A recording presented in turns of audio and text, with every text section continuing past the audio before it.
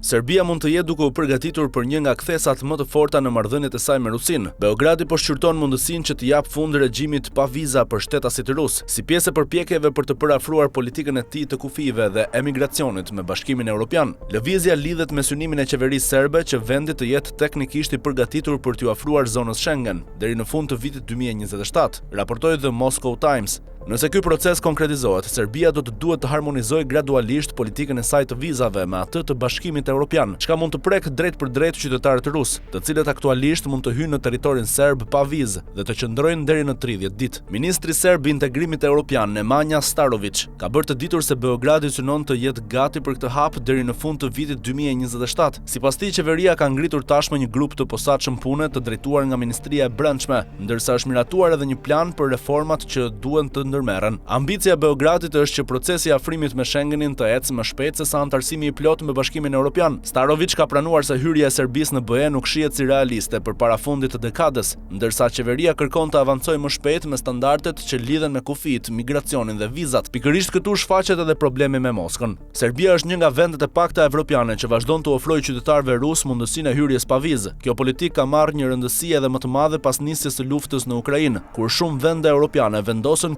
kufizime ndaj shtetasve rus. Një numër i konsiderueshëm rusësh kanë zgjedhur Serbinë gjatë viteve të fundit për të jetuar, punuar apo zhvilluar aktivitetet e biznesit, duke përfituar edhe nga marrëdhëniet historikisht të afërta mes Beogradit dhe Moskës. Por integrimi evropian po e vendos Serbinë gjithnjë më shumë përballë zgjedhjeve që mund të mbien ndesh me marrëdhënien tradicionale me Kremlinin. Se ndryshimi i regjimit të vizave nuk është më vetëm një skenar teorik, por e ka konfirmuar edhe Dragan Stanojević, kreu i Komitetit të Parlamentit Serb për diasporën dhe serbët në rajon. Ai ka deklaruar se në Serbi po diskutohet politika e vizave ndaj Rusisë dhe se vendosja e mundshme e tyre po shqyrtohet në kuadër të përmbushjes së kërkesave të Bashkimit Evropian. Kjo përbën një ndryshim të rëndësishëm krahasuar me qëndrimet që vinin nga Beogradi vetëm pak muaj më parë. Në tetor të vitit 2025, Aleksandar Vučić e cilësoi antarësimin në Bashkimin Evropian si një prioritet të politikës së jashtme të Serbisë, por në të njëjtën kohë hodhi poshtë raportimet se Beogradi po përgatitej të vendoste viza për shtetasit rus. Edhe në qershor të këtij viti, Vučić deklaroi se një çështje e tillë nuk ishte shqyrtuar në Serbi.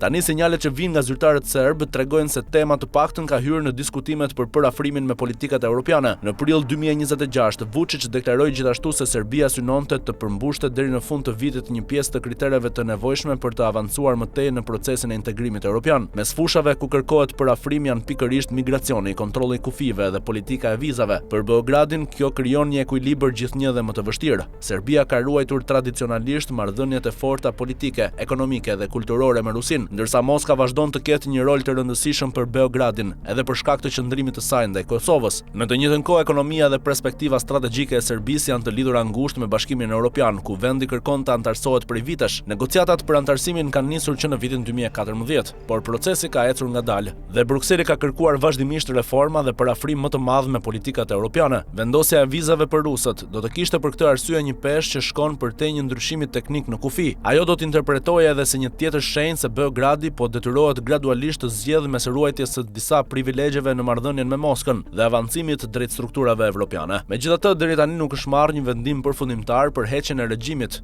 pa viza dhe as nuk është përcaktuar një datë kur një masë e tillë mund të hyjë në fuqi. Diskutimi lidhet me procesin e harmonizimit të legjislacionit të politikave serbe dhe standardeve evropiane. Për Kremlinin, megjithatë, sinjali nuk është i parëndësishëm. Serbia ka qenë për vite një nga partnerët më të afërt të Rusisë në Ballkan dhe një nga vendet evropiane që ka tentuar të ruajë lidhjet me Moskën dhe ndërsa kërkon integrimin në BE. Nëse vizat për qytetarët rus vendosen përfundimisht, Beogradi do të ndërmarrë një hap që vetëm pak muaj më parë Vučić deklaronte se ishte në diskutim. Dhe pikërisht këtu qëndron dilema e re serbe. Sa më shumë afrohet me Bashkimin Evropian, aq më vështirë bëhet ruajtja e marrëdhënies së privilegjuar me Rusinë.